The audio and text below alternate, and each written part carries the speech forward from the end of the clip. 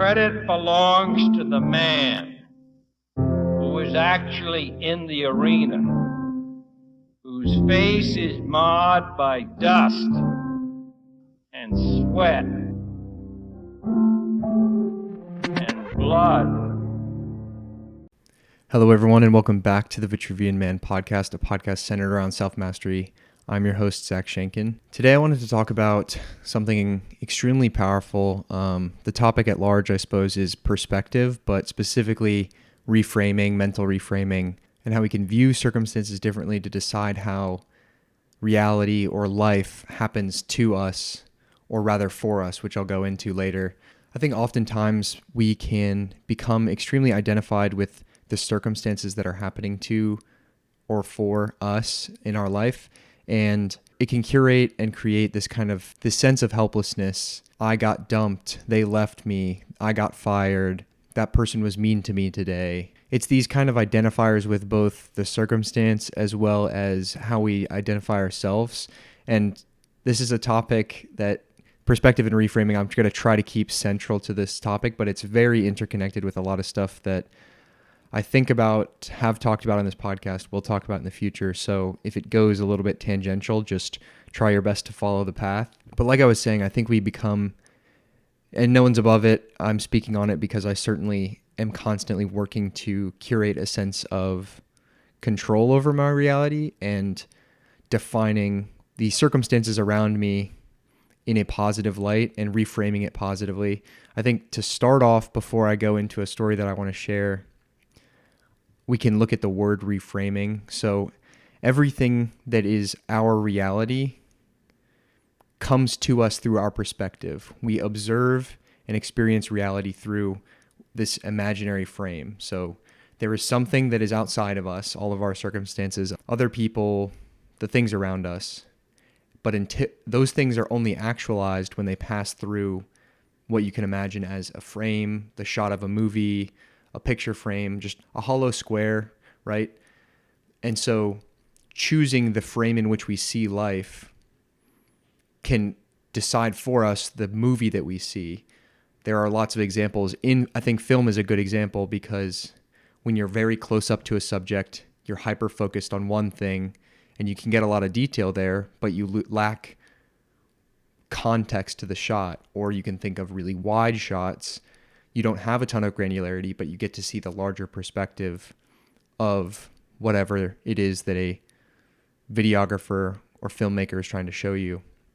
Life is very much the same way, and if we decide what our frame is and constantly set the frame as we move through life, it can make for us a much more beautiful film of life, if you will, and also be able to help us escape moments of anxiety, moments of worry, doubt, fear, because we get caught up in the tightness of a frame or overwhelmed by the breadth of a frame. Choosing how we want to frame the things that are happening to us is important. So hopefully I didn't lose you on the loose analogy there of the frame, but I think the idea is communicated. Imagine life coming to you through a frame. But before I begin, I wanted to share a story, an old story that was written, I don't know when, it came to me through Alan Watts. And then I'll share a few stories from my life of examples of this. I first heard this story this past year when I listened to the podcast with Shia LaBeouf and John Bernthal, which I highly recommend. One of my favorite podcasts of the whole year. Very fascinating, both of them very fascinating people, and honestly just a really cool conversation between the two of them. Nothing particularly directed. Shia was specifically speaking on his life experience and some recent life events, but I think it was a broad conversation on life and pretty interesting. But regardless, I'd like to start out with the story of the Chinese farmer. I've taken the story he told, rewrote it slightly more narratively, so here it goes. Many years ago in the hills of ancient China, there was a Chinese farmer and his son. They were radish farmers and toiled long, hard days in the sun, picking radishes from the ground. You see, they did not own the land that they worked. It belonged to the state, so they only received 30% of what they produced. The farmer and his son could barely subsist off of what they had, but they worked hard and they made do. One day the son was working hard at the land. By this time the father had become too old to be bent down in the field picking radishes, so he watched from the house. In a brief moment while the son was distracted down in the dirt tugging at a particularly pesky radish, the horse that was by him was startled bucked, and took off for the hill. The son reached for the reins, but was too slow, and the horse disappeared over the hilltop. Distraught, the son dropped his basket to the earth and ran inside to alert his father. With weakness in his voice, wiping tears from his eyes, the son looked to his father. "Father, it's over. We're done. I looked away for just one moment." "Calm down, son. Tell me what happened." "Matsu," the name of their beloved horse, "ran off while I was picking, and I wasn't fast enough to stop him. Father, winter fast approaches, and without Matsu, I can't turn the hard soil to our crop. We'll starve. This is a nightmare." He could barely get the words out. He was choking back tears streaming down his face. The father, unconcerned, looked at his son and said, "Son, I don't know what this is. I can't be sure." A few days passed, and while the son was picking through the last remaining radishes in the field, he looked up across the hillside, and he saw Matsu crest the hilltop. Behind him, 40 wild stallions in chase. The horses ran down the hill and into the paddock, and the son hastily locked the paddock behind them. He was overwhelmed with joy and ran inside to his father. "Father, you won't believe it. God has blessed us beyond belief. Matsu returned and brought with him 40 wild stallions, bigger and stronger than I've ever seen. We can sell just one and double our land. We're rich. A miracle. God is good. What a blessing." The father, unblessed, he looked back at his son and said to him, "I'm not sure what this is, son. I can't be sure." A few days passed, and the son began the process of domesticating the horses. But the son knew very little of horses. He was a humble radish farmer after all. One of the stallions was particularly stubborn, and it did not take kindly to the harness the son was trying to put on his back. The horse reared back and bucked. Snap! The quiet valley air was split with the wailing of the son. Concerned, the father and all the townspeople rushed to the stable to find his son down in the mud, writhing in pain. His leg had been crushed. "Father, it hurts," he called out. The mothers of the village bandaged his leg the best they could and sat him in a chair to rest at home, but it was badly wounded. The closest city with a doctor was 3 days' journey by horseback, and the father had no money to take his son for help. He was also too weak and old to make the journey on horseback, and certainly too weak to tend the fields alone. One of the mothers of the village approached the father. "I'm so sorry for your son. He may never walk again. The gods are cruel, crippling your boy, leaving your fields unattended. How will you feed yourselves? You'll surely starve. What a shame." Calmly, the father looked back at her. "I don't know what this is. I can't be sure." 2 more days passed, and the son is still in tremendous pain. His father is sitting with him and trying to console him. As he was unwrapping his son's bandages, the house began to shake, with a low rumble growing slightly louder. The father looked up across the ridgeline and was greeted with 5,000 soldiers on horseback descending into the valley. The father and his son lived in the first house of the village, and the commanding general stopped, dismounted, and approached the door. The father answered the door. "We are here looking for soldiers. We plan to fight in 3 days' time, and we know that you have a son. He's coming with us." The father opened the door further as to show the soldier the son in his bed. They both looked at the son and then back at each other. Calmly, the father protested. "Sir, I would, but as you can see, my son has been badly hurt. He can't even tend to our field, nonetheless fight alongside you. You cannot take him. He's not fit to fight." Frustrated, the commander mounted his horse and rode off. The soldiers thundered back out of the valley, riding to what would be their death in one of the most bloody conflicts the region had ever seen. The townspeople gathered that night to eat, and seeing that the boy had been passed over, they came to the father. "What a blessing that your son was left with you. How wonderful." The father calmly replied, "I can't be sure." I think this story is summed up well by a quote from Alan Watts. "The whole process of nature is an integrated process of immense complexity, and it's really impossible to tell whether anything that happens in it is good or bad, because you never know what will be the consequence of the misfortune, or you never know what will be the consequence of good fortune." I think this story is perfectly emblematic of reframing and detachment from circumstances, because you never truly know, nor will you ever be able to truly know exactly what is the outcome or the extended outcome of the things that are going to happen to or for you in your life. I think a common identified experience between most people, certainly not all, but most, is that at some point in your life, you will go through a heartbreak. I personally have loved and lost and loved and lost again, and those moments have been extreme teaching points for myself. And even the experience of heartbreak itself is being highly identified with the circumstance. Someone has left your life and you're so tremendously focused on the now and the pain of not having them anymore, the reality that you're going to return to either strangers or never speak again. But the truth is, if you can detach from the circumstance and observe, and typically for most people, myself included in the past, it just takes time to get to this state, but eventually you can look at it objectively as an observer and say, oh, that person was there to teach me about myself or the things that I needed to learn in that moment, or what I wanted out of a relationship, what I don't want out of a relationship, what I want in a partner, what I don't want in a partner. They were preparing me to be a better partner for the future, to be a better business person, to be a better whatever, a better version of me.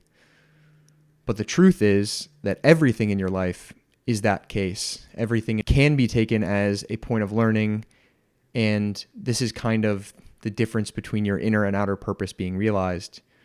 Regardless of the stage of your life and what you are doing, identifying with the action, your inner purpose, who you are being, who you are, your actual identity, the I, is always being realized. So examples from my life. When I was little, I believe I was 10 years old, I had grown up playing sports. I played soccer and basketball. And in the winter, entering into my 6th grade year, I was playing basketball, and one night when me and my friends and my brothers were in my basement, we were playing King of the Hill, and I was on the top of the hill, so temporary king, I suppose, and we had kind of made the mound, the hill that we were all on top, out of a bunch of piled up mats and couch cushions and everything, and we had kind of a landing zone with blankets and pillows, so it was supposed to be a pretty padded, safe environment. But like I said, in my basement, it was kind of unfinished, so there was just a very thin layer of carpet over the concrete base layer of the floor.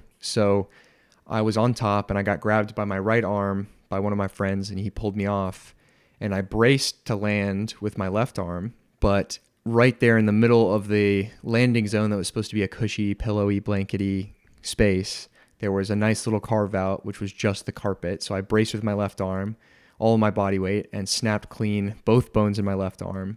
I ran upstairs screaming, arm flopping all over the place, had a third elbow in the middle of my arm. And so, long story short, arm broken, exiting out of basketball season, and I'm out of commission for the remainder of the winter. And as I moved to the spring, it came to a decision point where tryout time was coming in the spring for all the respective sports teams. And typically it would have been like any other year, I would just move directly into playing soccer like I had before. But uniquely, the soccer team had a running fitness trial test. And because I was coming off of an injury, and also because I was a chubby little kid, I didn't have the physical fitness probably to pass, nor did I even want to try to make a timed mile under whatever the time was to make it on the team.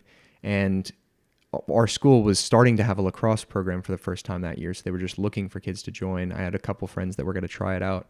And so I said, well, it doesn't have a run test. I think I'll try that this year. And then proceeded to play lacrosse for the next 12 years into college, even ending up being a multiple time team captain, playoff contender, playing in a national championship game. So the point is, in that moment, it was easy to be hurt, unprepared, upset about not being able to play soccer, not being able to play the basketball, being injured, being out of sports. But the truth was that my inner purpose was being realized the whole time. And now, connected to the observer state, hindsight is 2020, right? We're all observers of the past. I can look back and see like, oh, clearly that was an inflection point meant for me to change sports and find this new passion for, that period of my life. But it's emblematic of, like I said before, all of our life is always happening for your inner purpose to be realized. Life isn't happening to you. It's not, oh, these bad things have befallen me. Change the language that you use and say, life is happening for me. I just don't yet realize or see what exactly it is that is going to be the next stage for me. A second story, fast forward to me applying to universities in my senior year of high school. Looking all over the place, I was always a higher caliber student academically, so I was looking at higher caliber universities, but I also had no idea, as I'm pretty sure most 18-year-old kids do, what the heck I wanted to do with my life. I think it's an unfair decision to make an 18-year-old choose. Your university choice has to somewhat be dictated by what you want to study, which is supposed to be eventually what you go on to do with your life. It's a lot of pressure to put on a kid who still doesn't know who they are. But I will digress on the higher education process. I was applying to colleges, looking all over the place. I was really drawn to places that didn't require you to declare a major immediately and something that fit the bill of academically rigorous and in the sunshine all the time and didn't ask me to declare my major was Stanford. So I had my sights set on Stanford. I was dead set on going. And even though I was the oldest kid of my family, so my parents made me apply to 14, 15 schools, which is absurd. You can only go to one. But regardless, I sent out a bunch of applications. Most of them were throwaways, but I was really certain and dead set on going to Stanford. I grew up in Atlanta, Georgia, so right down the road is Georgia Tech, a top tier engineering university, and I was planning on studying engineering regardless of what school I went to. But I heavily overlooked it. I applied because, like I said, I threw 15 applications out there. It fit the bill. But I had no thoughts of going there. I didn't really want to, didn't explore it, didn't tour it. So I spent all spring waiting for Stanford to come back. Eventually, the answer is no, and now it's May time, and I have to declare for tech. And I describe it now as the best thing that never happened to me. Like I said, and choose to believe, life is happening for me. So had I gone there, it would have been fine.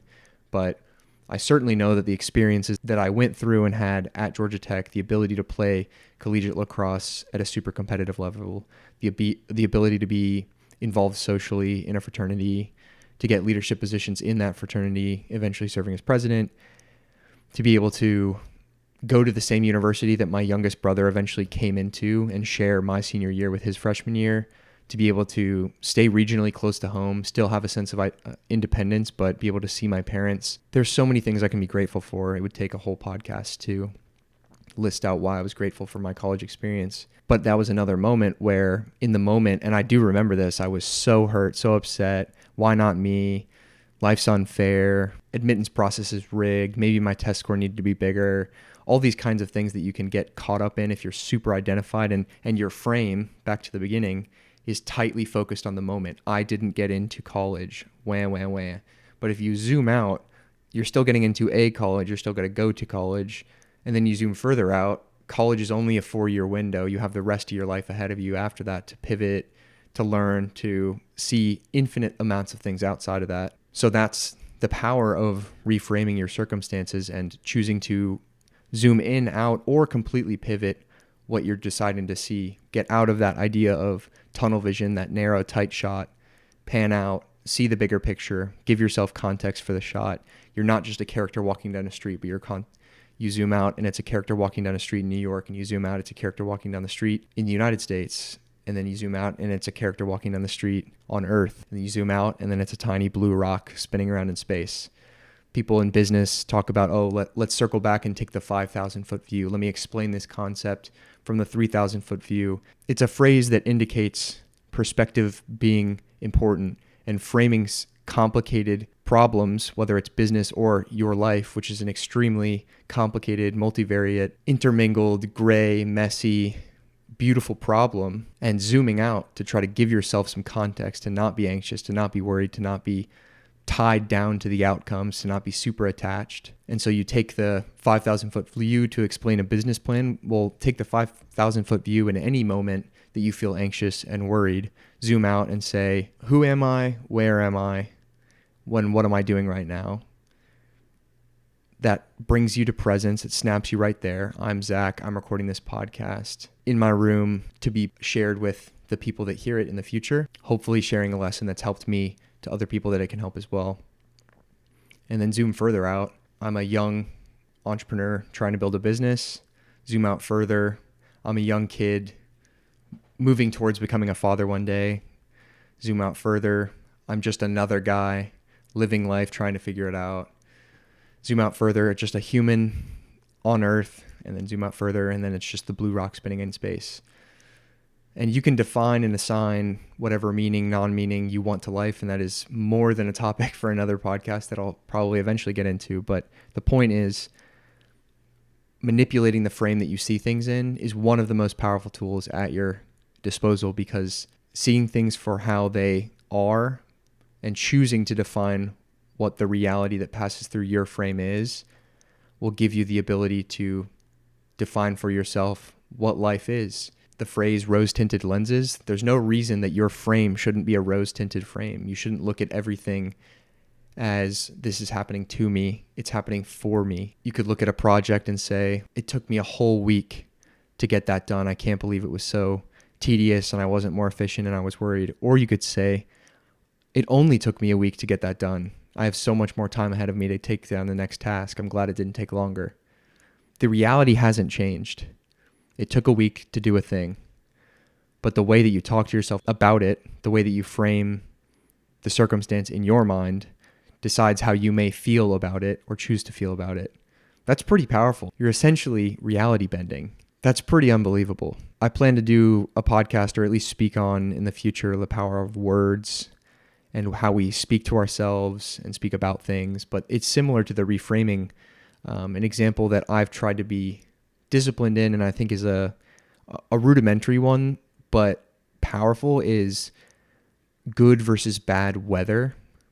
If I say the weather outside is bad, you have an image in your mind of something. It is likely gray, rainy, slushy, cold, windy. And if I said the weather outside was beautiful, you might imagine sunshine, the beach, a cool breeze, hot sun on your skin, whatever that image is that comes to your mind. But the only reason that is so is because since you were little, people just called those circumstances good or bad weather, as opposed to just saying that they are the weather, that it is just happening, that the rain is equally beautiful and the cold is equally beautiful, and choosing to be grateful for it. I talked obviously on the Thanksgiving episode and will kind of continually return to the power of gratitude because it is so present state. But the other day it was absolutely dumping rain outside. And as you can kind of see in the frame, I have my windows right here. I like to open up the window when it rains and just hear it coming down. But it was like downpour. And in the morning, I was doing my 3 morning gratitudes, and one of them was for the rain. And I'm somebody who hates the rain. I've grown up hating it, especially as an athlete. Hated practicing in the rain, the wet socks, drying out all your gear. Absolutely hated it. Hated walking to class in the rain. Hated getting wet socks on the way to the gym. I just hated it, right? Like it's not quote unquote ideal. And if I could paint a perfect day, and if I was playing God, there wouldn't be rain, but there is plenty to be thankful for. Instead of describing it as I'm trapped inside all day because of the rain, I get to say I have a roof over my head that keeps me dry. And because it's raining, I have the opportunity to be really focused and get a lot of work done today, so that when it is different weather outside, I can go out there and enjoy it and spend time in the sun and not worry about the work that I have to do because I got it done when it was rainy. So I'm trying in my life, and you even heard me catch myself right there, but I try now to describe weather as what it is. It is either rainy or sunny, not good or bad. Like I said, it seems rudimentary, it seems elementary, it seems annoying, it seems like you're playing semantics, but the words that you use to describe things change how they are. It was just like we were talking about before. Life is happening for you. The story is being told for you. You just don't necessarily know yet. Instead of relinquishing control, putting like a term from psychology is locus of control. If you think that the control is outside of your hand, you have an external locus of control. It can lead to all sort of horrible downstream mental effects, depression, anxiety, all these things. But if you have an extremely high internal locus of control, an agentic worldview, a sovereign worldview, and you use the power of reframing, you are in control. And it is very hard to be anxious or powerless when you realize that you are defining the reality that comes to you. I do recognize that this is starting to sound woo-woo. Hey, Zach, like the things are still happening. Like what happens when really, really bad shit happens? Can't you say that a rape or a death in the family or an accident is objectively bad? I think that there definitely are things that are very unfortunate to happen.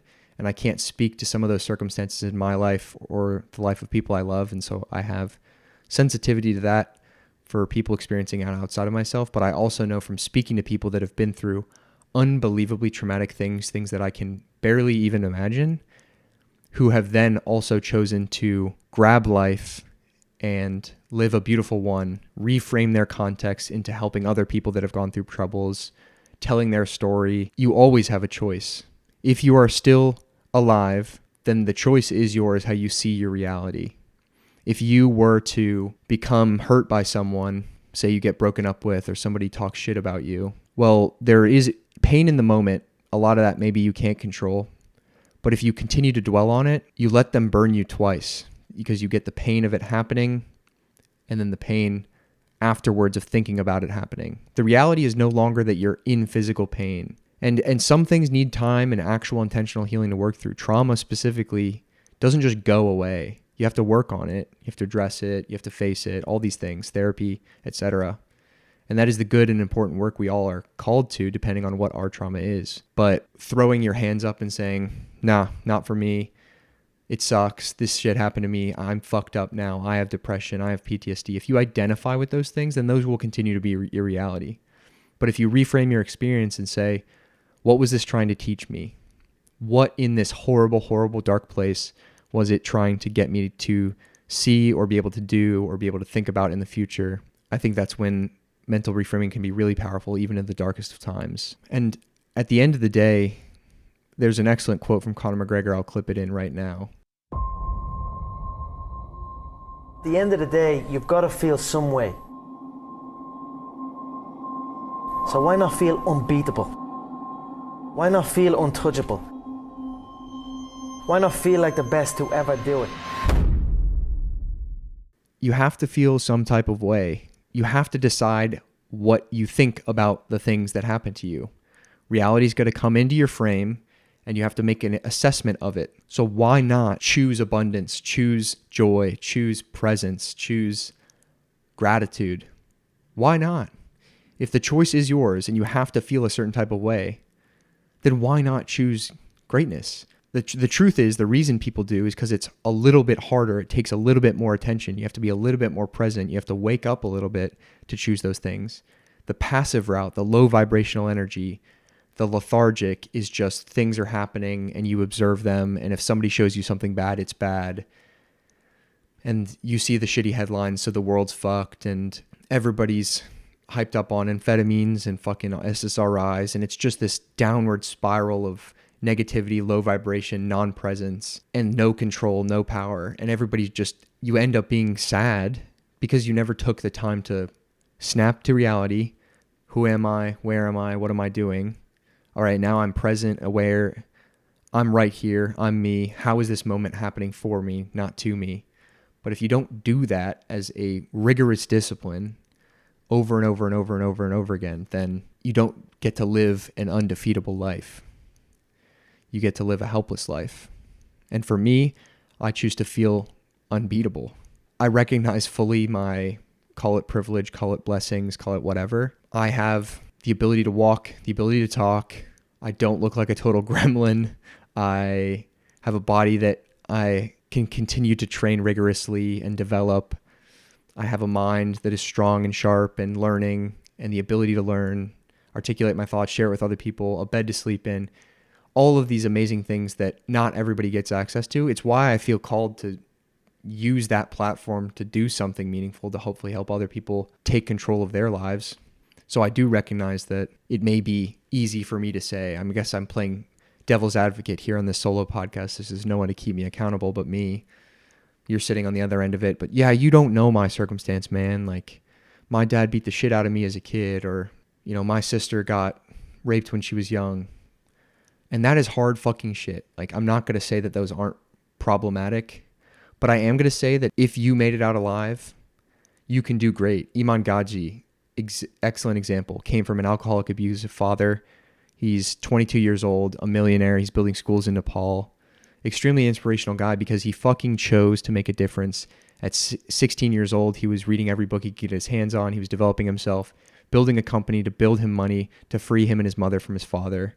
And there are so many examples like that of ordinary people becoming extraordinary because of a choice, that I choose to live in a world where more people can do that and believe that everyone has the capacity to do so. If you want to relinquish the reins and say, that's not for me, or my story's different, then you will remain the same and you will live a life of scarcity, of lack of control, anxiety, depression. But my encouragement is that if any of this has offended you or prodded at something, or, yeah, but I'm different, yeah, why? It's a powerful question. I've talked about it before. Ask yourself why. Answer that question. Literally fucking ask yourself the question why. Write it down on a piece of paper, your answer to the why. Whatever that answer ends up coming down to.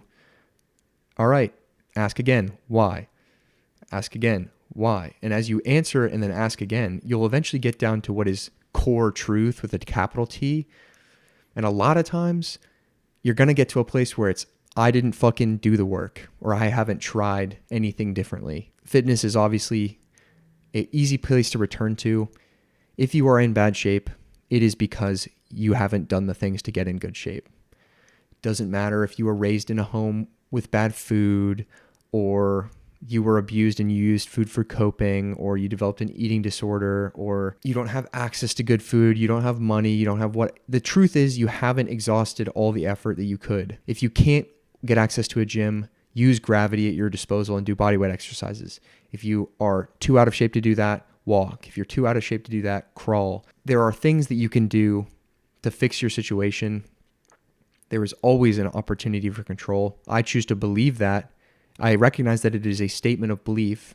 I'm not going to posit it as a universal fact. I've observed it, and I have plenty of evidence to believe that it is a universal fact. And I will continue to do so until that opinion or belief is disproven. But it certainly makes my life a lot more colorful. I feel a lot more powerful, and I encourage you to adopt it because I have been on the other side in these individual moments and even for periods of my life where I feel like I'm being completely overwhelmed. There's too much going on. I don't know what to do. Why am I here? No one really cares about me. I feel so alone. All of those things, I felt it. And what I feel now is so wildly different. I can't imagine choosing to go back. And when I look at where I was then physically and look at where I am now physically, the circumstances were not wildly different. It was just my attitude about them, my frame, the literal frame that I chose to look at, quote unquote, objective reality through. I was looking through a cracked lens, foggy, scratched up, too narrow, and now I choose to look with a widescreen, rose-tinted, undefeatable mindset and view of what's happening to me. And I encourage you to adopt the same. Because you have to feel some type of way, so why not feel undefeatable? I encourage you to practice mental reframing as much as you can. It's often going to be some sort of dialogue when you catch yourself trying to describe circumstances as happening to you. Decide that it is happening for you. Don't try to label things as good or as bad. Try to identify with the observer. Observe it as this is, and we will see where it goes. Be like the farmer and say, I can't be sure. Because the truth is you can't be sure until you've already seen it. Nothing is fixed until it is past. The future is uncertain. The present is the only place we are. And then the past is written. We can only look back on the past and say something was definite. And even then it was colored by our perception. The future we have no control over until Elon or somebody figures out time travel. That leaves us here, right now, you and me, in this moment. Who are you? Where are you? What are you doing? Ask yourself that. Sit in the silence. And now you're here with me in the moment.